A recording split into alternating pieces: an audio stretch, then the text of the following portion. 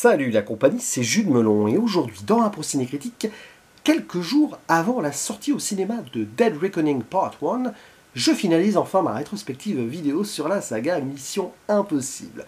Non pas avec le 6e volet Fallout que j'ai évoqué très tôt sur la chaîne, mais bel et bien avec le 5e que je découvre sur le tard, sorti en 2015, Rogue Nation, le tout premier de la franchise réalisé par Christopher McQuarrie, qui à mon avis ira jusqu'au bout désormais, l'un des meilleurs amis, du moins sur le plan professionnel, de Tom Cruise. Je crois que les deux s'étaient rencontrés sur Jack Reacher, si je dis pas de bêtises, que je n'ai pas vu d'ailleurs, peut-être que je m'y intéresse un jour.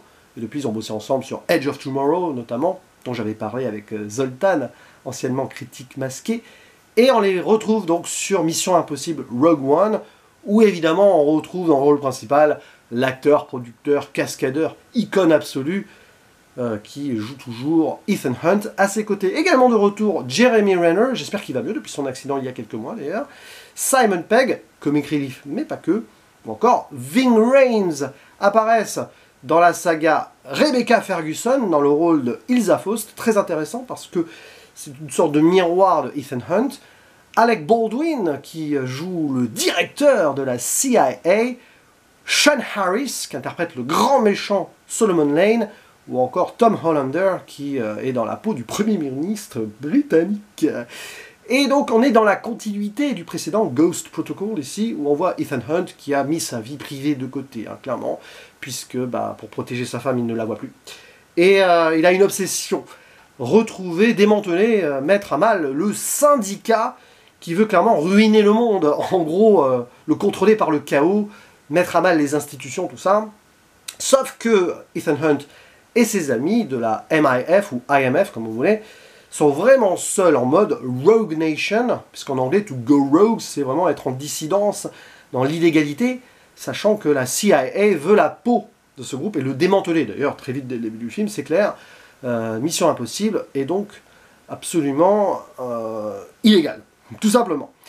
Et donc, Ethan Hunt et ses amis, William Brandt, Benji Dunn et donc le feu Stickle, doivent agir seuls pour retrouver qui se cache derrière le syndicat, qui semble avoir un coup d'avance et avoir recruté des anciens agents supposés être morts. Enfin, il y a plein de petits trucs là-dessus.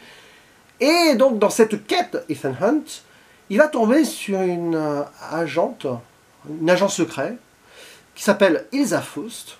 Intéressant le nom, hein, Faust, pactisé avec le diable, qui semble jouer des doubles jeux. On ne sait pas trop ce qu'elle a en tête, mais on sent surtout que ce personnage, c'est une forme de Ethan Hunt, qui est allé plus loin encore dans la mission que nous avons depuis 5 films, enfin, dans les missions qu'il fait. Parce qu'au final, les premiers films, c'est un peu à part. Là, on arrive quand même sur ce fil rouge du syndicat, qui est peut-être plus intéressant. Et je pense d'ailleurs, petite parenthèse, que techniquement, si le personnage de Ethan Hunt a une finalité, notamment après les deux Dead Reckoning, je pense pas qu'il y en aura d'autres après, mais si ça marche, vous savez, à Hollywood, c'est jamais vraiment fini, on pourrait imaginer un destin à la Ilsa Faust pour Ethan Hunt. Enfin, vous voyez ce que je veux dire? Bon, il y a quelque chose qui relie les deux, mais je reste vague là-dessus pour celles et ceux qui n'ont pas vu ce film et le suivant. Donc il se passe beaucoup de choses, et comme d'habitude, dans un film d'action espionnage, on voyage. On est à Paris, à Vienne, au Maroc, en Biélorussie au début, à Londres, forcément. Et on essaye de retrouver des choses. Là, il n'y a pas forcément quelque chose à récupérer en tant que tel, mais quelque chose à arrêter, notamment donc, ce Solomon Lane, qui a un charisme magnétique et froid, parfaitement d'ailleurs dépeint par l'acteur Sean Harris. Et j'ai vraiment apprécié ce film. Je ne sais pas si ça serait mon préféré, parce que c'est très difficile de les classer d'ailleurs, les 6 que j'ai vus, mais bon, peu importe, on n'est pas là pour faire des classements. Je pense que c'est vraiment l'efficacité absolue, Rogue Nation. Tant et si bien que ce film a totalement conscience de ce qu'il est, d'être un blockbuster d'action, d'être sur ces codes-là, de cachetonner là-dessus, clairement, hein, je le dis, et conscient de ce qui est devenu la franchise, dans le sens où, par exemple, première chose, la promo a été faite sur une cascade de Tom Cruise. Bon, c'est pas nouveau ça, parce que la tour à Dubaï avant aussi, l'histoire de l'avion, hein, Tom Cruise accrochait un avion extraordinaire, tout ça. Eh bien, Christopher McQuarrie, qui a aussi co-scénarisé, a décidé avec Tom Cruise je pense, de mettre cette scène dès le début, en introduction, et au final, elle n'a pas vraiment un lien direct avec ce qui se passe après. Donc tu as ici un film qui a conscience du truc, tout le côté marketing derrière, on te le rebalance dès le début en mode presque teaser du film promo, comme un making-of. Et après on te lance le film. C'est assez fou ça quand même quand on y pense. Parce que on le voit et on le sent, et c'est peut-être pour ça que ça a été choisi ainsi, cinématographiquement parlant et même dans l'intrigue, c'est pas ultime dans le sens où, oui c'est spectaculaire, mais ce que vous voyez c'est Tom Cruise accroché à un avion. Vous dites pas, oh tiens, il y a Ethan Hunt qui va essayer de récupérer quelque chose en rentrant dans cet avion qui a décollé. Non. Et c'est ça la limite aussi du film, c'est que parfois tu vois Tom Cruise faire des cascades et tu oublies l'histoire derrière. Donc du moins sur cette scène. Mais une fois qu'elle est évacuée, après le film se tient très bien. Il est écrit de façon clinique.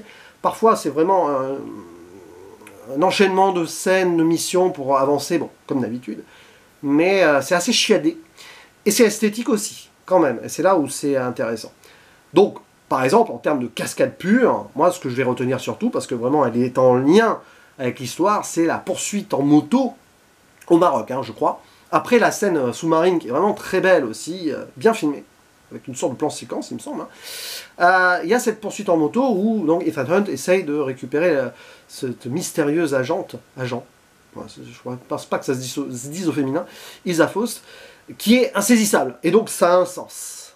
Un coup, c'est voilà, le chat et la souris, hop, il arrive à la récupérer, puis elle s'en va en disant tu sais où me trouver. Hein, et c'est très fort parce que Tom Cruise, sans le casque et tout, vraiment fait la poursuite. Mais au moins, là, on est au cœur de l'action, c'est bien filmé. Et ça bute beaucoup de scènes de Fast and Furious, hein, de tous les Fast and Furious réunis, au passage, peu importe. Voilà, donc là ça sert l'action, et c'est super. Et puis tout le reste, bon, savoir donc qui est ce syndicat, pourquoi, qui sont dedans, et comment ils vont s'en sortir sans la CIA ou pas, parce qu'il y a tout un jeu avec le personnage Alec Baldwin qui va pas mal être en lien avec le personnage de Jeremy Renner. Est-ce que d'ailleurs celui-ci, donc qui s'appelle William Brandt, va devoir à tout prix rester aux côtés de Ethan Hunt ou pas? Il y a tout double jeu là-dessus, c'est vraiment intéressant. Et il y a une finalité avec le Premier ministre à un moment, bon, c'est un peu tiré par les cheveux, même beaucoup. Mais pourquoi pas, encore une histoire de masques, hein, évidemment, hein, les masques dans Mission Impossible. Donc oui, mais ce qui est intéressant dans le film, c'est qu'au final, on se sert des lieux, on se sert des actions pour mettre de la mise en scène aussi. Christopher McQuarrie, c'est pas qu'un scénariste qui a une vision de producteur avec Tom Cruise, il y a quelque chose dans sa réal ici qui fonctionne, notamment la scène à l'opéra, qui est de toute façon un énorme clin d'œil à un film de Hitchcock, L'homme qui en savait trop, ça c'est sûr. Mais il y a quand même quelque chose de fort, notamment avec, je crois que c'est du Puccini derrière, Nessun Norma, je vais pas chanter, il est trop tôt, et c'est le matin, mais c'est pas grave. Il y a tout un truc esthétique là-dessus, avec le jeu de savoir où est le tueur qui doit tuer un chansonnier et tout. Scène qui dure, qui est patiente aussi dans sa mise en place, et qui a cette classe forcément liée au lieu. Donc ça c'est cool. Et puis même dans la BO, qui est très bien, une BO qui est assez épique, mais peut-être parfois trop par rapport à ce genre de film, la BO de Joe Kramer qui reprend Nessun Dorma vers la fin, faisant de ce film un véritable opéra, hein, d'une certaine manière. On sent la montée tragique potentielle aussi de ce qui pourrait arriver à Ethan Hunt un jour et à son entourage de toute façon. Donc c'est vraiment bien. Il y a des moments comme ça qui sont assez forts. Il y a aussi donc cette scène sous-marine, hein, j'en parlais tout à l'heure, où justement le film a conscience de lui-même, parce qu'avant Benji dit « Ouais, il va pouvoir retenir sa respiration pendant 3 minutes tout en faisant plein de trucs pour trouver un machin, bien sûr, il n'y a pas de souci. » Et il le dit ça premier degré. C'est là où on voit que Ethan Hunt, clairement, n'est plus un humain, enfin, aux yeux des gens autour. Il est presque mis à l'état du Christ, quoi. Il y a presque une John Wickisation du personnage de Ethan Hunt. Et quand on voit ce qui se passe autour de John Wick, hein, parce qu'un 5e vient d'être annoncé, on se dit que, pas sûr qu'après les 2 Dead Reckoning, il n'y ait plus de Mission Impossible. Je dis ça, je dis rien. Tant que ça fonctionne à Hollywood, j'ai l'impression qu'on va franchiser à mort. Voilà. C'est une parenthèse que je referme ici. Mais en tout cas, ça fonctionne très bien dans le cadre. Donc si vous aimez Tom Cruise, oui, bon, surtout. Mais les Missions Impossibles et Ethan Hunt, tout est parfaitement bien. Et moi, ce qui m'intéresse, c'est la relation avec le personnage de Rebecca Ferguson, à développer pour les suites, là, c'est sûr. Et, enfin, la suite d'après, de toute façon, hein, si vous avez vu Fallout, vous savez.